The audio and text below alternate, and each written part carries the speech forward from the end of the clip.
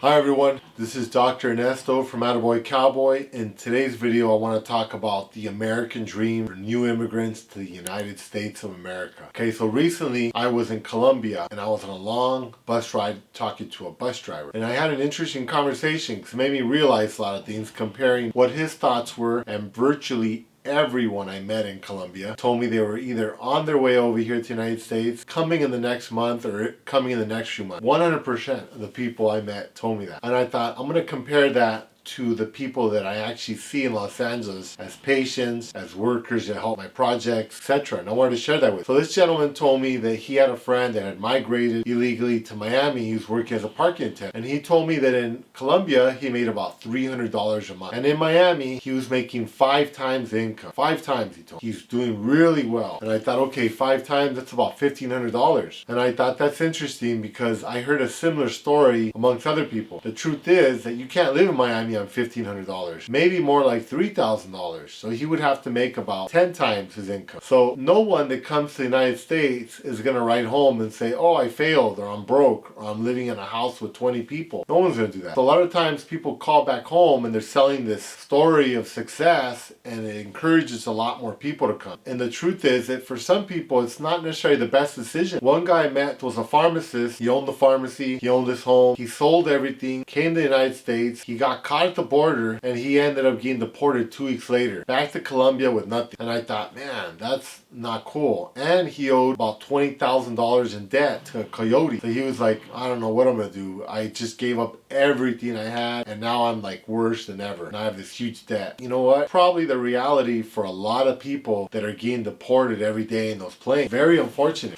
Another guy I met, his name was Diego, a worker that was helping me on a project. He migrated from Guatemala, where the annual pay for minimum wage earners is $2,700. He told me he paid $20,000 to a coyote to bring him to the United States. In Guatemala and a lot of the Central America countries, coyotes, or people that help cross you illegally into the United States, is a booming industry. So they'll have cars going around with big speakers announcing the services. They told me they even pay for airtime on the radios and on the TVs. So he hired someone reputable, I guess, that he heard on the TV or someone. He thought, okay, they'll get me in the United States. Well, the guy collected $20,000, but again, nobody makes that much. So he, his family, his cousins, his parents, several family members had to sign over the deeds to their properties to give as collateral for that $20,000 loan so he can come to the United States. The coyote ships him halfway through Mexico. In the middle of the night, he leaves. About 20 people. He gets away with like $400,000, leaves all those people high and dry, which is terrible. Then Diego tells me he has to pay another $20,000. Now he's in the hole $40,000, which is about 15 years of wages in Guatemala, so he can get up and into the United States. He makes it into the United States. I literally meet him on day 2 of being in the United States. He comes over to help me. We work really hard for like 8 hours, and then he goes somewhere else to work 8 hours. This guy's busting his tail, working like 16, 20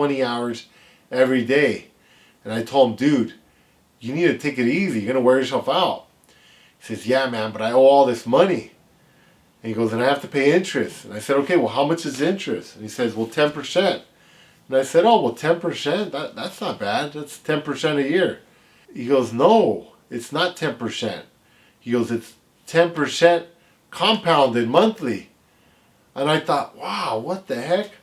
10% a month compounded monthly is 214% a year, which means that $40,000 that he owes becomes $125,600 at the end of the year. I thought, oh my gosh. And here people are, complaining because they had 3% annual mortgages and now went up to like 7 or 8%. This guy's paying 214%. He has to make 125 grand to cover that expense. Of course, if he's paying the money down, he's not going to realize that amount of interest. But just to give you the idea of the pressure these guys are under, it's huge. I've been working with day workers, construction workers, a lot of immigrants for like over 20 years now here in Los Angeles. This is what they call a sanctuary city. California is one of the more welcoming states for people that are undocumented. So it's a good thing. But I started doing a cost-benefit analysis, a lot of this stuff, and I found some interesting things. First off, oftentimes you'll hear about coming to Los Angeles and,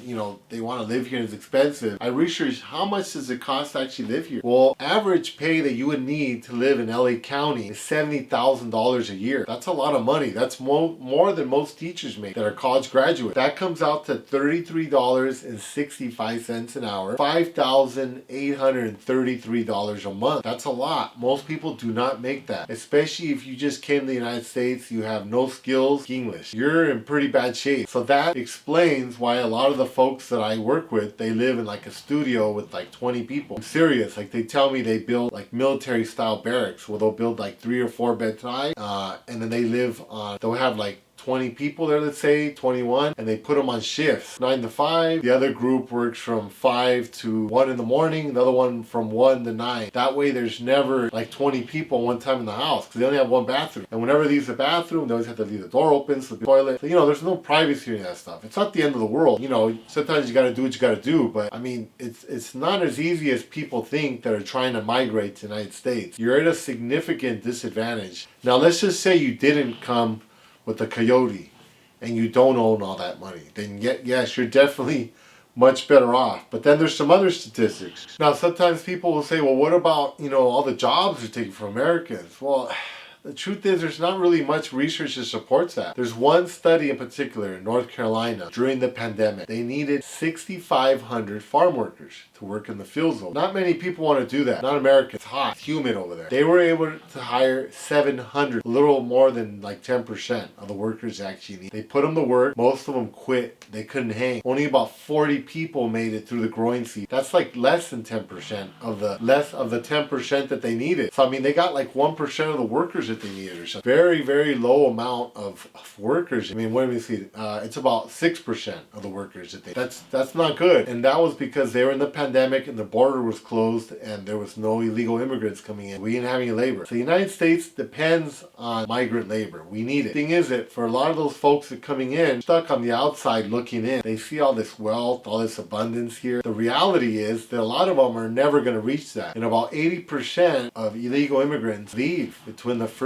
3 years back to their country. Now, a lot of that may change now because there's a lot of people coming from Venezuela. They're coming with kids and they're basically bringing everybody. They're more likely to stay. But the thing is, it's not as easy as people think. So if you're thinking of migrating to the United States, do your homework. Figure out things are really like over here. It's really not as easy as people think it is. And you definitely need to speak good English. You need a skill. If you learn some kind of skill or you have an education and something that's needed in STEM, science, technology, engineering, math, then you're going to be in a good place. You'll be able to get jobs here and everything. There's smart people everywhere.